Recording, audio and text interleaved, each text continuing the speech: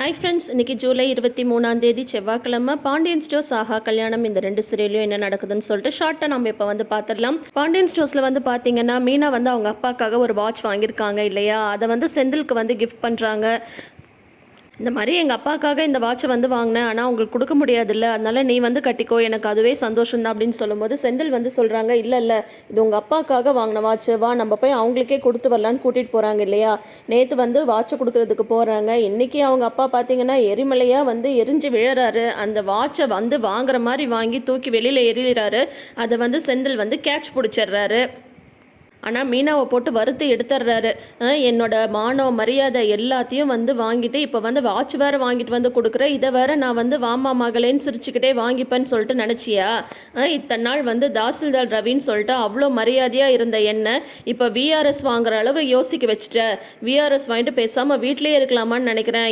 இப்போல்லாம் வந்து பார்த்தோன்னா ஓடி போனாங்கல்ல உங்கள் பொண்ணு, அவங்க அப்பா தானே நீங்கள் அப்படின்ற மாதிரி வந்து என்னை எல்லாரும் கேவலமாக பேசுகிறாங்க. இது எல்லாத்துக்கும் காரணம் வந்து நீ தானே. உன்ன மாதிரி ஒரு பொண்ணை வந்து பெற்றதுக்கு பெக்காமலே இருந்திருக்கலாம்.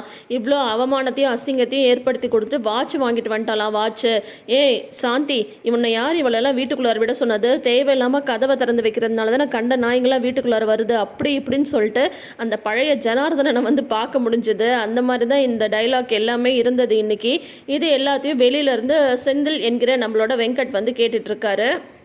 ஆனால் இப்போ வந்து பார்த்தீங்கன்னா செந்தில் கேரக்டரில் வந்து வெங்கட் வந்ததுக்கப்புறம் அந்த மீனா ஜீவா பாண்டிங் வந்து இப்போ அதே மாதிரி வந்து இந்த கேரக்டர்லேயும் வந்து ஸ்டார்ட் ஆயிருக்கு. அந்த யதார்த்தமான வசனங்கள், அந்த அவர் பேசுகிற ஸ்லாங்கு எல்லாமே தான் வந்து பாண்டியன் ஸ்டோர் சீசன் 1 வந்து நல்லா இருந்தது இல்லையா. மீனாக்கும் ஜீவாக்குமான அந்த பாண்டிங் இப்போ அதே மாதிரி பார்த்தீங்கன்னா அந்த வசந்த் வசி பண்ணிட்டு இருந்தப்பையும் நல்லா தான் இருந்தது. ஆனால் இப்போ இந்த கேரக்டரில் இவர் வந்ததுக்கப்புறம் அந்த யதார்த்தமான பேச்சு வந்து பார்க்குறதுக்கு ரொம்பவே நல்லா இருக்குது. இப்போ அழுதுகிட்டே மீனா வந்து வெளியில் வராங்க. வெளியில் வந்ததும் செந்தில் வந்து சமாதானப்படுத்துகிறாங்க. இந்த பாரு உங்கள் அப்பா தூக்கி போட்ட வாட்சை நான் பிடிச்சிட்டேன் அப்படின்னு சொல்கிறாரு. இப்போ அதுதான் ரொம்ப முக்கியமாக, முதல்ல இங்கேருந்து கிளம்பலாமா அப்படின்னு சொல்லிட்டு போகிறாங்க. அப்போ வண்டியில் போகும்போது ரொம்ப அழறாங்க மீனா. உடனே வண்டியை நிப்பாட்டி செந்தில் வந்து சமாதானப்படுத்துகிறாரு. ஏன் இந்த மாதிரி அழாத மீனா அப்படின்னு சொல்கிறாங்க. தப்பு என்னதுடாண்டி, நீ பாட்டுக்கு நீ வந்து வேலை கிளம்பி போயிருப்ப. நான் தான் வந்து உங்கள் அப்பாக்கே வாங்கின வாட்சை அவருக்கே கொடுக்கணும்னு சொல்லிட்டு நினச்சேன். ஆனால் அது வந்து இப்போ தப்பாயிடுச்சு அப்படின்ற மாதிரி யோசிக்கும் போது அவரோட குணம் வந்து நல்லா தெரிஞ்சது தானே. ஆனால் எனக்கு என்னென்னா, ஒரு தடவை கூட எங்கள் அப்பா என்கிட்ட இவ்வளோ கோவமாலாம் பேசினதே இல்லை, இவ்வளோ இதாக வந்து கத்துனதே கிடையாது. என்னை பெத்ததே தப்பு அப்படின்ற அளவு வந்து பேசிட்டாரு. அதை தான் என்னால் வந்து தாங்கிக்கவே முடியல அப்படின்ற மாதிரி மீனா வந்து அழறாங்க. சரி அழாத, நீ வந்து மனசை எதுவும் கஷ்டப்படுத்திக்காத, நீ வந்து வேலைக்கு போ, எதுனாலும் நம்ம ஈவினிங் வந்து பேசிக்கலாம் அப்படின்ற மாதிரி சமாதானப்படுத்திடுறாரு. அதுக்கப்புறம் கதிரை பார்க்க போகிறாரு செந்தில். அப்போ கதிர் வந்து அவரோட ஜாபில் இருக்கிற கஷ்டத்தெல்லாம் வந்து சொல்லிட்டு இருக்காங்க. இந்த மாதிரி அட்ரஸ் எல்லாம் தப்பாக கொடுத்துட்றாங்க, என்ன தான் டெலிவரி டைமுக்கு முன்னாடி போனாலும் அட்ரஸ் தப்பாக கொடுக்குறதுனால மறுபடியும் ஒரு சுற்றிட்டு அந்த அட்ரஸ்க்கு போக வேண்டியது இருக்குது அப்படின்ற மாதிரிலாம் சொல்லும்போது இவர் எதையோ யோசிச்சுட்டு வராரு. என்னென்ன யோசிச்சுட்டு வர அப்படின்னு சொல்லிட்டு கேட்குறாங்க. ஒன்றும் இல்லைடா, மீனா வந்து அவங்க அப்பாவுக்கு பர்த்டேக்காக 50வது பிறந்த நாளுக்காக ஒரு வாட்ச் வந்து வாங்கினா. இன்றைக்கே நான் பிறந்தநாள், 2 நாள் முன்னாடி நீங்கள் கோயிலுக்கு போனீங்களா, அன்றைக்கி தானே அவரோட பிறந்தநாள் அப்படின்னு சொல்லி கதிர் வந்து கேட்குறாங்க. ஆமாண்டா அன்றைக்கி தான் பிறந்தநாள், ஆனால் அந்த வாட்சை வந்து அவங்க அப்பா கொடுக்க முடியலன்னு சொல்லிட்டு எனக்கு வந்து கொடுத்தா. நான் வந்து அவங்க அப்பாவுக்கு வாங்கின வாட்சை அவருக்கே கொடுக்கணும்னு நினச்சேன். அதனால இன்றைக்கி அவங்க வீட்டுக்கு போனோம். ஆனால் அவங்க அப்பா அவரை வந்து மீனாவை கண்ட மெனிக்கு பிடிச்சி திட்டி விட்டுட்டாங்க.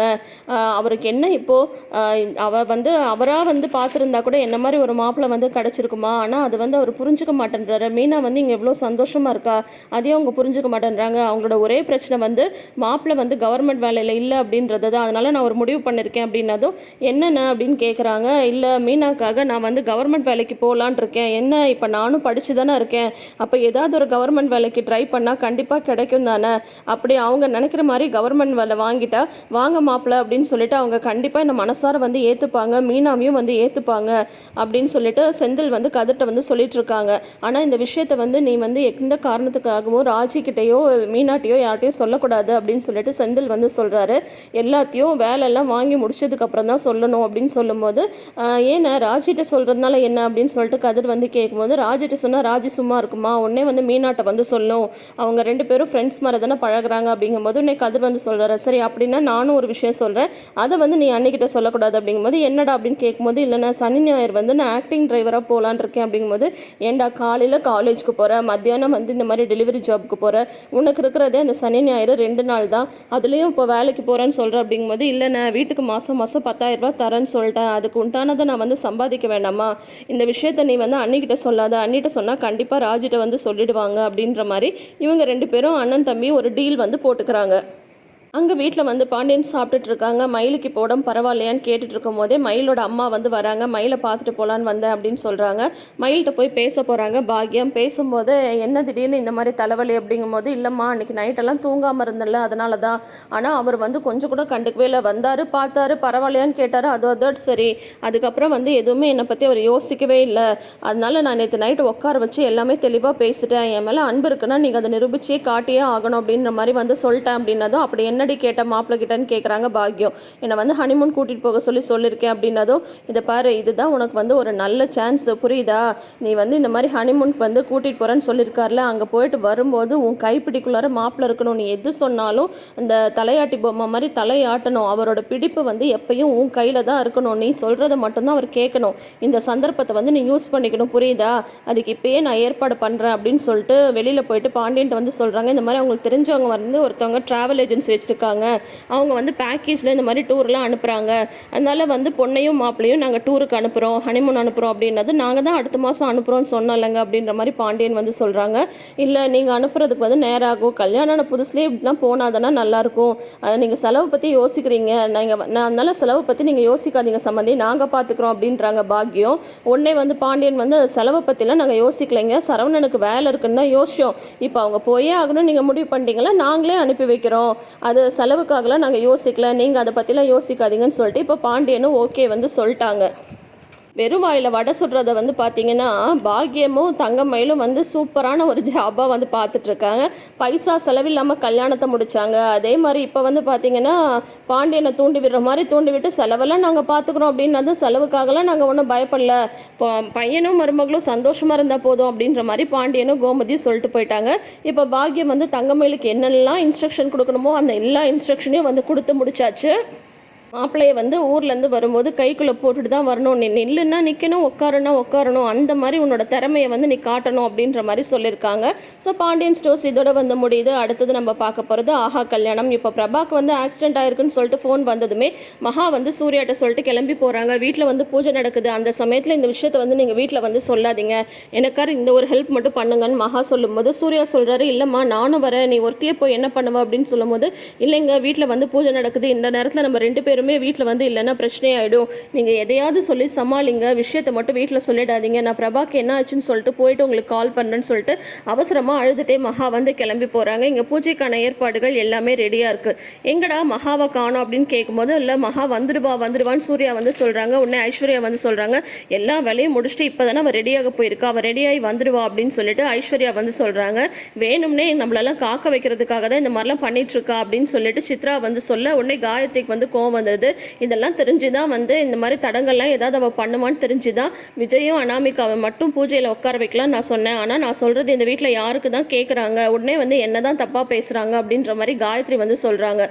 உடனே வேதாச்சலம் வந்து திட்டுறாரு, வர நம்ம வீட்டில் வந்து மாற்றி மாற்றி பேசுகிறது தான் வந்து அதிகமாக இருக்குது, ஏன் தான் ஆளாளுக்கு இந்த மாதிரிலாம் பேசுகிறீங்கன்னே தெரில, ஒரு பூஜை நடக்குதுன்னா அதுக்கான நல்ல விஷயத்த மட்டும் யாருமே பேசவே மாட்டிங்களா அப்படின்னு சொல்லிட்டு வேதாச்சலம் வந்து திட்டுறாங்க. அதுக்கப்புறம் டைம் ஆக ஆக சூர்யானால் எதையும் சமாளிக்கவும் முடியல. ராஜலக்ஷ்மி வேறு சொல்கிறாங்க, பூஜைக்கு இவ்வளோ லேட் ஆகுது, நல்ல நேரம் வர முடிய போகுது, அப்படி மகா என்ன தான் பண்ணுறா, எங்கே மகா அப்படின்னதும், இல்லை மகா வந்து வீட்டில் இல்லை, ஒரு முக்கியமான வேலையாக வெளியில் போயிருக்கா அப்படின்ற மாதிரி வந்து சொல்கிறாங்க. பார்த்தீங்களா, வேணும்னே வந்து பூஜையை தடங்கல் பண்ணணுன்றதுக்காக தான் இந்த மகா வந்து வெளியே போயிருக்கான்னு சொல்லிட்டு மறுபடியும் சித்ராவும் காயத்ரியும் வந்து பேச ஆரம்பிச்சிடுறாங்க. அப்போ பாட்டி வந்து சொல்கிறாங்க, மகா வந்து எப்போவுமே பொறுப்பான பொண்ணு, அந்த மாதிரி பூஜையை வந்து தடங்கல் பண்ணணும்லாம் அவன் நினைக்க மாட்டா, இந்த சமயத்தில் அவன் வந்து வெளியே போயிருக்கான்னா கண்டிப்பாக அது ஒரு முக்கியமான வேலையாக தான் இருக்கும் அப்படின்ற மாதிரி பாட்டி வந்து சொல்கிறாங்க. அதே சமயம் மகா வந்து அந்த ஆட்டோக்காரர் சொன்ன ஹாஸ்பிட்டலுக்கு போயிட்டு இந்த மாதிரி பிரபான்னு சொல்லிட்டு ஆக்சிடென்ட் ஆகி ஒரு பொண்ணு அட்மிட் ஆகிருக்கா அப்படின்ற மாதிரிலாம் மகா வந்து கேட்குறாங்க. இல்லை அந்த மாதிரிலாம் யாரும் ஆக்சிடென்ட் ஆகிலாம் அட்மிட் ஆகலை அப்படின்ற மாதிரி சொல்கிறாங்க. மகா ஒரே குழப்பமாக இருக்குது. ஒவ்வொரு வார்டாக போய் கேட்குறாங்க. அதுக்கப்புறம் சிஸ்டர்ஸ்ட்டை வந்து கேட்கும்போது வந்து ஆக்சிடென்ட் கேஸாக இருந்தால் அவங்க வந்து போலீஸ் மூலிமா தான் இங்கே வந்து வந்திருப்பாங்க, அதனால் நீங்கள் மறுபடியும் போய் அங்கே வேணால் என்கொயரி பண்ணுங்கள் ரிசப்ஷனில் அப்படின்ற மாதிரி வந்து சொல்ல, அங்கேயும் எங்கேயும் அலைஞ்சிட்ருக்காங்க மகா. ஆனால் பிரபான்னு சொல்லிட்டு யாருமே அட்மிட் ஆகலை அப்படின்ற மாதிரி சொல்லிடுறாங்க. இது எல்லாமே வந்து பார்த்திங்கன்னா அனாமிகாவோட வேலை தான். அவங்க தான் வந்து உட்காந்துட்டு அப்படியே நமட்டு சிரிப்பு சிரிச்சுட்டு உட்காந்துட்டு இருக்காங்க. மகாவை எல்லாரும் திட்டும்போது ரொம்ப வந்து டைம் லேட் ஆகவும் அந்த ஐயர் வேற சொல்கிறாரு நல்ல நேரம் முடிய போகுது பூஜை ஸ்டார்ட் பண்ணான்னு சொல்லும்போது சூர்யா வந்து சொல்கிறாங்க இந்த மாதிரி மகாக்காக வெயிட் பண்ண வேணாம், அனாமிகா விஜய் அதுக்கப்புறம் வந்து கௌதம் ஐஸ்வர்யா அவங்க 4 பேரும் வந்து பூஜையை அட்டன் பண்ணட்டும் அப்படின்னு சொல்லவும் இவங்க 4 பேரும் வந்து உட்காடுறாங்க. அப்புறம் வந்து பாட்டி வந்து ஃபீல் பண்ணுறாங்க இந்த பூஜையில் முக்கியமாக மகாவும் சூர்யாவும் கலந்துக்கணும்னு நான் நினச்சேன், ஆனால் ஏன் இந்த மாதிரிலாம் நடக்குதுன்னே தெரியல, இப்போல்லாம் நம்ம வீட்டில் என்னையும் மீறி சில விஷயங்கள்லாம் நடக்குது அப்படின்னு சொல்லும்போது உடனே தாத்தா வந்து ஃபீல் பண்ணுறாங்க. ஏன்பா சூர்யா, மகா வந்து எங்கே போயிருக்கான்னு சொல்லிட்டு உனக்கு நல்லாவே தெரியும், ஆனால் அந்த விஷயத்தை நீ சொல்லவும் மாட்டேன்ற, கண்டிப்பாக நீ சொல்கிறதுலேருந்தே மகா வந்து ஏதோ ஒரு முக்கியமான வேலையாக தான் போயிருக்கான்னு தெரியுது, ஆனால் இப்போ எல்லாருமே மகா இல்லைன்னு சொல்லிட்டு நாங்கள் ஃபீல் பண்ணுறோம்ல, என்னென்னு தான் சொல்லேன்ப்பா அப்படின்னு சொல்லவும் ராஜலக்ஷ்மி சொல்கிறாங்க வர வர நீ மகாவுக்கு வந்து ரொம்ப இடம் கொடுக்குற, அதனால தான் அவளுக்கும் கொஞ்சம் கூட பயமே இல்லாமல் போயிடுச்சு இந்த மாதிரி முக்கியமான நேரத்துலேயே அந்த மாதிரி வெளியில் போகிறது அப்படின்னு சொல்லும்போது உன்னை சூர்யா வந்து இல்லை இந்த மாதிரி ஒரு நல்ல விஷயம் நடக்கும்போது இந்த விஷயத்த சொல்ல வேணான்னு சொல்லிட்டு மகா சொன்னான்னு தான் நான் சொல்லாமல் இருந்தேன், பிரபாக்கு வந்து ஆக்சிடென்ட் ஆகிடுச்சின்னு சொல்லிட்டு ஒரு ஆட்டோக்கார் வந்து கால் பண்ணார், அதனால தான் வந்து மகா வந்து பார்க்க போயிருக்கா அப்படின்னது உடனே ராஜலட்சுமி வந்து திட்டுறாங்க, இதை ஏன்டா நீ முதலையே சொல்லலை அப்படின்றாங்க. இல்லை பூஜை நடக்கிற விஷயத்தில் இந்த விஷயத்த சொல்ல வேணான்னு சொல்லிட்டு மகா வந்து சொல்லியிருந்தா அப்படின்னதும் அதுக்காக ஒரு உயிரை விட பூஜை தான் முக்கியமாக போயிடுச்சா, இந்த பூஜையை கூட இன்னொரு நாள் வச்சுக்கலாம், முதல்ல பிரபாக்கு என்னாச்சுன்னு சொல்லிட்டு மகாக்கு வந்து கால் பண்ணு, பிரகாக்கு வந்து கால் பண்ணி என்னாச்சு ஏதாச்சுன்னு கேளு அப்படின்னு சொல்லிட்டு ராஜலட்சுமியே சொல்லும்போது இது எல்லாமே வேணும்னே அவங்க பண்ணுற ட்ராமா தான், அது கூட உங்களுக்கு புரியலையா, வேணும்னே இதெல்லாம் லேட் பண்ணணுன்றதுக்காகவே இப்படிலாம் பண்ணிட்டு இருக்காங்க அப்படின்னு சொல்லிட்டு சித்ரா வந்து சொல்கிறாங்க. அப்போ வந்து விஜய் வந்து அனாமிகிட்ட சொல்கிறாங்க, சாரி அனாமிகா, அண்ணையும் அண்ணனும் இல்லாமல் இந்த பூஜையை அட்டன் பண்ணுறதுல எனக்குமே விருப்பம் இல்லாமல் தான் இருக்குது அப்படின்னதும் இந்த மாதிரி தான் நடக்கும்னு எனக்கு தான் நல்லா தெரியுமே, அவங்க ஏதாவது தடங்கல் பண்ணணுன்னே இதெல்லாம் பண்ணிட்டு இருக்காங்க, அதுக்காக நீங்கள் எதுக்கு என்கிட்ட மன்னிப்பு கேட்குறீங்கன்னு சொல்லிட்டு அனாமிகா வந்து விஜய்கிட்ட கோச்சிக்கிறாங்க. அங்கே மகா வந்து பார்த்தீங்கன்னா ஹாஸ்பிட்டலில் எங்கே தெரியும் பிரபாவை காணோன்னதும், ஆனால் விஷயத்தை அப்பா அம்மாவுக்கு எப்படியாவது சொல்லியே ஆகணும், இந்த மாதிரி ஆக்சிடென்ட்னு ஃபோன் வேறு வந்திருக்கு, இந்த விஷயத்த சொல்லாமல் நம்ம மறைக்கவும் முடியாதுன்னு சொல்லிட்டு கோடீஸ்வரிக்கு வந்து மகா கால் பண்ணுறாங்க. கோடீஸ்வரி வந்து கால் எடுக்கிறாங்க. ஏய் மகா, என்ன இந்த நேரத்தில் வந்து கால் பண்ணியிருக்க, வீட்டில் பூஜைலாம் இருக்குன்னு சொன்ன அப்படிங்கும் போதே பிரபா வந்து அங்கே கிராஸ் பண்ணுறாங்க. ஏய் பிரபா வா வா, வந்து எவ்வளோ நேரம் டிஃபன் சாப்பிட்றதுக்கு உங்களை கூப்பிட்றது அப்படின்னு சொல்லிட்டு சொல்கிறாங்க. அதை வந்து மகா வந்து கேட்டுறாங்க, அம்மா பிரபா வந்து அங்கேயே இருக்கா அப்படின்னதும், ஆமாம் இவங்களால வச்சுட்டு என்னால் ஒன்றும் முடியல மகா, ஒரு டிஃபன் சாப்பிட்றதுக்கு அப்பாவையும் பொண்ணையும் எத்தனை தடவை கூப்பிட்றது அப்படின்னது, நீ ஒரு நிமிஷம் பிரபாட்ட ஃபோனை கூட அப்படின்றாங்க மகா. உடனே பிரபா வந்து பேசுகிறாங்க, சொல்லுக்கா அப்படின்னதும், ஏ பிரபா நல்லா இருக்கியா, உடம்பு வந்து பார்த்துக்கோ, டைமுக்கு சாப்பிட, இந்த மாதிரி அம்மாக்கெல்லாம் பிரச்சனை கொடுக்காது அப்படின்ற மாதிரி வந்து சொல்லிட்டு அழுதுகிட்டே தான் பேசுகிறாங்க. அவங்க என்ன நடந்ததுன்னு சொல்கிறதில்ல, ஆனால் பிரபா வந்து இப்போ சேஃபாக இருக்காங்கன்ற விஷயம் வந்து மகாவுக்கு வந்து தெரிஞ்சிடுது.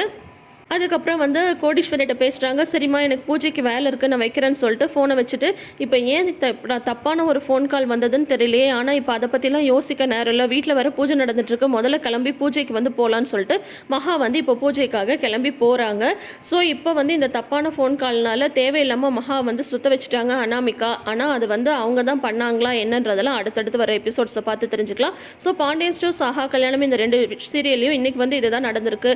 அடுத்தடுத்து வர எபிசோட்ஸை தொடர்ந்து பார்க்குறதுக்கு நம்ம சேனலை இப்போயே சப்ஸ்கிரைப் பண்ணி வச்சுக்கோங்க, பக்கத்தில் இருக்கிற நோட்டிஃபிகேஷன் பெல் ஐக்கான்லேயும் ஆல் சிம்பிள் கிளிக் பண்ணிக்கோங்க. கூடவே இந்த ப்ரிவ்யூ பற்றின உங்களோட கருத்துக்களை மறக்காமல் ஷேர் பண்ணுங்கள். தேங்க்யூ.